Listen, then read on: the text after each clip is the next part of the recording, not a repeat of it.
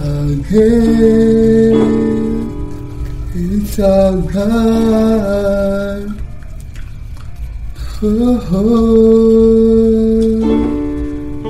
the splendors of the King.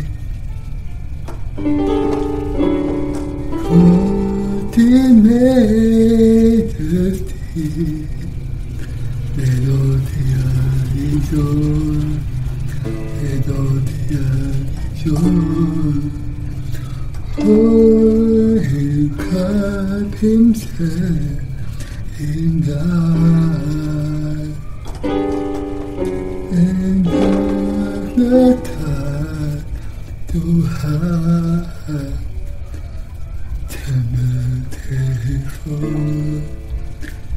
Temple hage saka sit me hage saka hobisti hage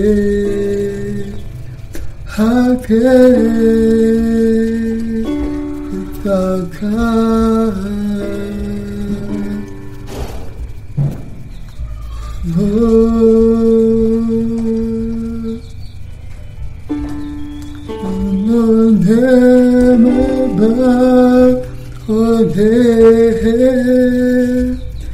You are worthy of our praise, and my heart will sing how great is our God, our God,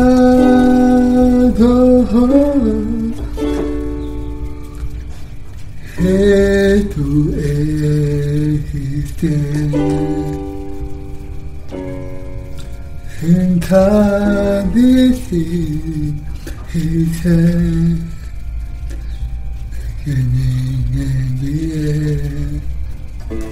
Beginning and the end, He loved Himself, the Godhead He loved.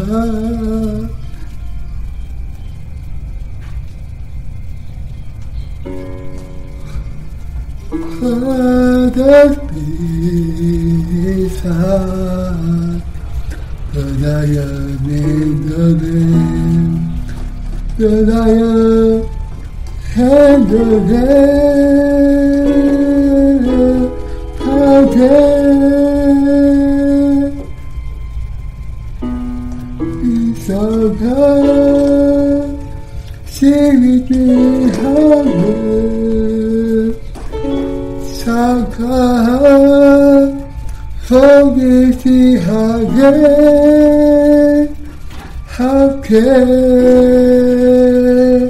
is our God. Oh, how great is our God. Sing with me, how great is our God. Oh, they see how great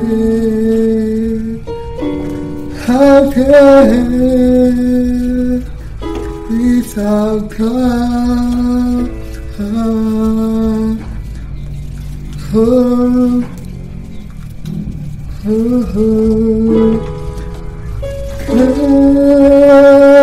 is our God. Sing with me, how great is our God. Holy, see how great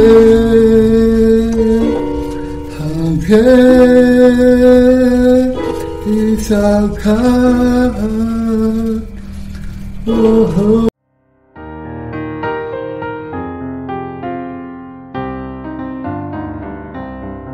Itu tetap tidak bisa menyatukan hati manusia dengan Allah.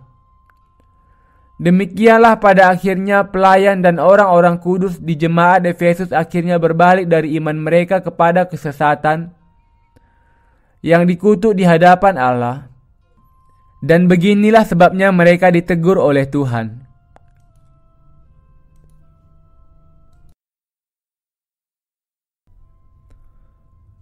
Ketika memandang kepada sejarah gereja, kita bisa melihat bahwa Injil air dan roh mulai menghilang bahkan sejak masih zaman jemaat mula-mula. Belajar dari pelajaran ini, kita harus berpegang teguh kepada Injil air dan roh, menyenangkan Tuhan dengan iman kita yang tidak goyah, dan mengalahkan iblis dan dunia dalam pergumulan kita melawan mereka. Apakah kemudian kasih yang mula-mula bagi pelayan dan orang-orang kudus di jemaat Efesus? Kasih mereka yang mula-mula tidak lain adalah Injil air dan roh yang diberikan Allah kepada mereka. Injil air dan roh adalah firman keselamatan yang memiliki kuasa untuk memerdekakan semua manusia dari segala dosa dunia. Allah menyatakan kepada Paulus, Yohanes, dan para pelayan di ketujuh jemaat di Asia mengenai Injil air dan roh dan memampukan mereka untuk memahaminya. Inilah caranya mereka percaya kepada Injil ini. Dan demikianlah siapa yang mendengar dan percaya kepada Injil yang mereka wartakan bisa diselamatkan dari dosa dunia ini. Injil air dan roh yang diberikan oleh Tuhan kita bisa kita temukan di dalam firman baptisan Kristus dan darahnya di kayu salib. Tetapi pelayan di jemaat Efesus, meskipun sudah bertemu Tuhan melalui Injil air dan roh dan mewartakannya dalam ucapan syukur pada awalnya, kemudian meninggalkan Injil itu. Demikianlah, Tuhan menegur mereka karena kesalahan mereka di dalam bagian ini.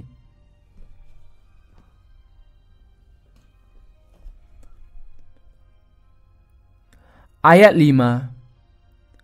Sebab itu ingatlah betapa dalamnya engkau telah jatuh. Bertobatlah dan lakukanlah lagi apa yang semula engkau lakukan. Jika tidak demikian, aku akan datang kepadamu dan aku akan mengambil kaki dianmu dari tempatnya,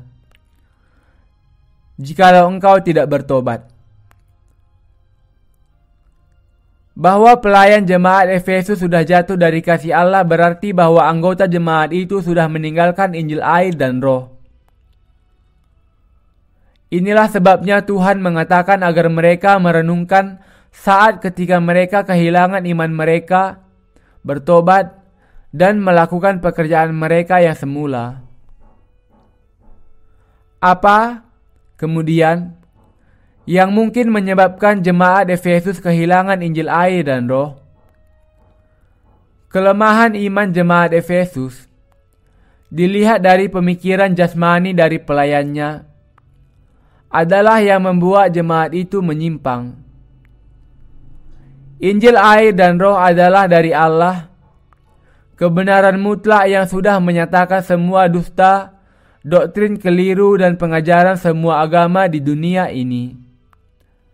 Ini berarti bahwa ketika Allah mewartakan dan memberitakan Injil air dan roh, konflik dengan orang-orang dunia tidak bisa dielakkan. Konflik ini, pada gilirannya, membuat semakin sulit bagi orang-orang percaya di jemaat Efesus untuk bergaul dengan orang-orang dunia, dan bahkan membuat mereka dianiaya karena iman mereka. Untuk menghindari hal ini, dan untuk mempermudah orang masuk gereja Allah, pelayan jemaat Efesus meninggalkan Injil air dan roh dan mengizinkan Injil filsafat semakin banyak diajarkan. Injil filsafat di sini adalah Injil palsu yang diambil dari pemikiran humanistik yang tidak hanya mencoba memulihkan hubungan antara Allah dengan manusia, tetapi juga untuk membawa perdamaian di antara manusia. Iman yang bersifat vertikal dan horizontal yang begini bukanlah iman yang dikehendaki Allah dari kita. Iman yang dikehendaki Allah dari kita adalah iman yang melalui hubungan ketaatan kita kepada Allah, memulihkan perdamaian kita dengannya. Alasan mengapa pelayan jemaat di Efesus kehilangan Injil air dan roh adalah karena mereka berusaha menerima apa yang tidak bisa diterima ke dalam gereja Allah, yaitu orang-orang dunia yang tidak percaya kepada Injil air dan roh dan menyesuaikan pengajaran sesuai dengan keinginan mereka. Gereja hanya bisa ditanam di atas dasar firman Injil air dan roh. Tetapi banyak orang di zaman ini seperti juga di masa jemaat mula-mula yang mengira bahwa cukup percaya kepada Yesus untuk diselamatkan dan yang tidak bisa melihat mengapa mereka harus percaya kepada Injil air dan roh. Tetapi percaya kepada Yesus dan tidak mengetahui mengenai Injil air dan roh yang diberikan Allah adalah iman yang keliru. Mereka yang percaya kepada Tuhan hanya sekedar tindakan keagamaan yang melakukannya dengan setengah hati akan menjadi musuh Allah. Inilah sebabnya Tuhan menegur dan memperingatkan pelayan jemaat Efesus supaya bertobat dan kembali kepada iman yang semula, yang benar dan sejati, iman yang semula yang ia miliki ketika ia mendengar Injil air dan roh untuk pertama kalinya. Ada pelajaran yang sangat penting bagi kita di sini. Kalau sebuah jemaat Allah menjauh dari imannya kepada Injil air dan roh, Allah tidak akan lagi menyebutnya jemaatnya. Inilah sebabnya Tuhan mengatakan bahwa ia akan memindahkan kaki Dian dari tempatnya dan memberikannya kepada orang-orang yang percaya kepada Injil air dan roh. Jemaat yang sudah meninggalkan dan tidak lagi mewartakan Injil air dan roh bukanlah jemaat Allah. Sangat penting bagi kita untuk menyadari bahwa mengerti, mempertahankan, dan memberitakan Injil air dan roh jauh lebih penting dibandingkan dengan pekerjaan lain apapun. Asia Kecil di mana ketujuh jemaat di atas berada sekarang di wilayah Muslim. Tuhan dengan demikian sudah memindahkan kaki Diannya, jemaat Allah, ke sini dan membuat kami memberitakan Injil air dan roh ke seluruh dunia. Tetapi di dalam jemaat yang sejati milik Allah ada Injil air dan roh. Jemaat Allah tidak akan bisa ada tanpa hal itu. Ke-12 murid-murid Yesus memiliki iman yang tetap kepada Injil air dan roh pada zaman para rasul. 1 Petrus 3 ayat 21, Roma pasal 6, 1 Yohanes pasal 5. Yang sangat disayangkan, bagaimanapun, adalah bahwa jemaat Allah di Asia Kecil sudah kehilangan Injil air dan roh yang sejati sejak jemaat mula-mula, dan kemudian daerah ini menjadi daerah Muslim sebagai akibatnya.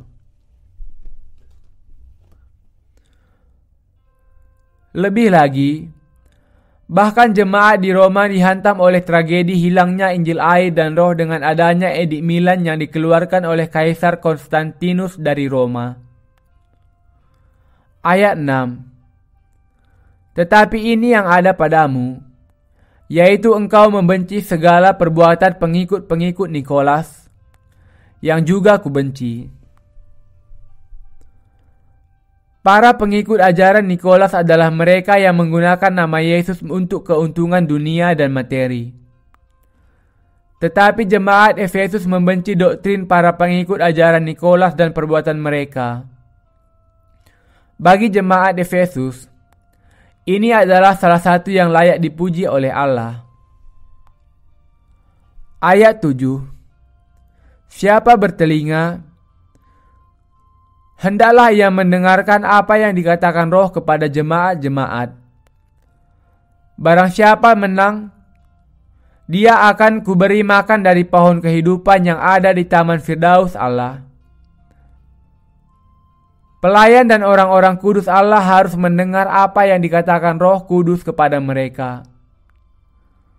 Yang dikatakan Roh Kudus kepada mereka adalah supaya mereka mempertahankan iman mereka dan menyebarkan Injil air dan Roh sampai kepada akhirnya. Untuk itu, mereka harus berjuang melawan dan menang atas mereka yang menyebarkan ketidakbenaran. Kalah terhadap ketidakbenaran berarti kebinasaan. Orang-orang percaya dan pelayan Allah harus menaklukkan dan mengalahkan musuh mereka dengan senjata mereka, yaitu firman Allah dan Injil air dan roh. Allah mengatakan, "Barang siapa menang, dia akan kuberi makan dari pohon kehidupan yang ada di taman Firdaus Allah. Allah akan memberikan buah pohon kehidupan kepada barang siapa menang." Tetapi menang atas apa atau siapa? Kita harus menang dengan iman kita atas mereka tidak percaya kepada Injil air dan roh. Orang-orang percaya harus terus ada dalam perjuangan iman mereka melawan mereka yang menjadi milik ketidakbenaran, dan mereka harus muncul sebagai pemenang dalam perjuangan iman ini. Mereka juga harus memberikan kemuliaan kepada Allah dan menjalani kehidupan yang berkemenangan dengan iman mereka kepada Injil air dan roh. Hanya mereka yang dengan imannya kepada kebenaran menang atas musuh-musuh mereka di dalam perjuangan mereka akan bisa hidup di langit dan bumi baru yang diberikan Allah. Di masa jemaat mula-mula, mereka yang berusaha percaya dan mempertahankan Injil air dan roh menghadapi kemartiran. Demikian juga, ketika tiba saatnya Antikristus muncul, akan banyak juga yang menjadi martir.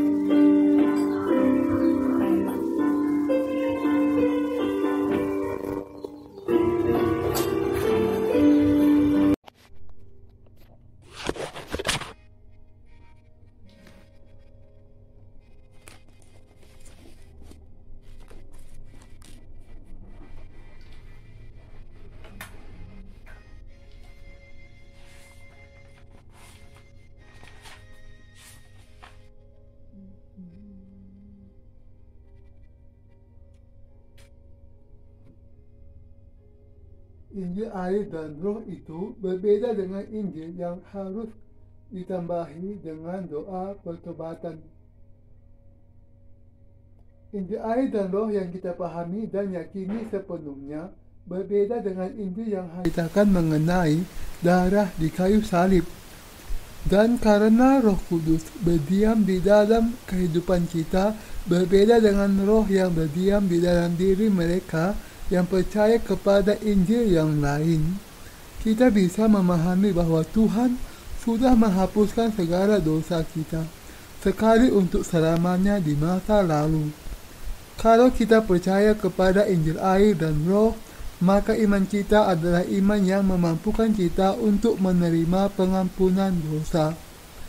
Kalau ada di antara kita, sementara mengaku percaya kepada Yesus, masih berdoa meminta pembasuhan dari dosa-dosanya, mereka harus menyadari betapa salahnya usaha mereka untuk membasuh sendiri dosa-dosanya, dan mereka harus mengenal serta percaya kepada Injil air dan roh yang sudah membasuhkan segala dosa mereka secara sempurna. Orang-orang Kristen zaman ini hanya percaya kepada darah Yesus sebagai keselamatan mereka, tetapi dosa-dosa mereka tidak bisa dihapuskan dari hati dengan percaya kepada Injil yang demikian. Mereka tidak tahu bahwa segala dosa dunia sudah diampuni karena Tuhan sudah memberikan Injil air dan roh kepada kita. Itulah sebabnya mereka tidak bisa tidak menaikkan doa pertobatan dan berpuasa setiap hari, berusaha membasuhkan segala dosa mereka bagi mereka. Dan doa pertobatan adalah yang pelengkap yang tak terpisahkan dari setengah Injil mereka. Betapa salahnya keyakinan ini, bukan?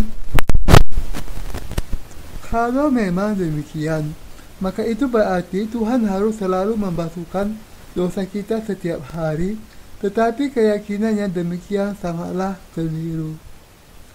Tuhan mengatakan kepada kita bahwa Ia sekarang duduk di sebelah kanan tahta Allah.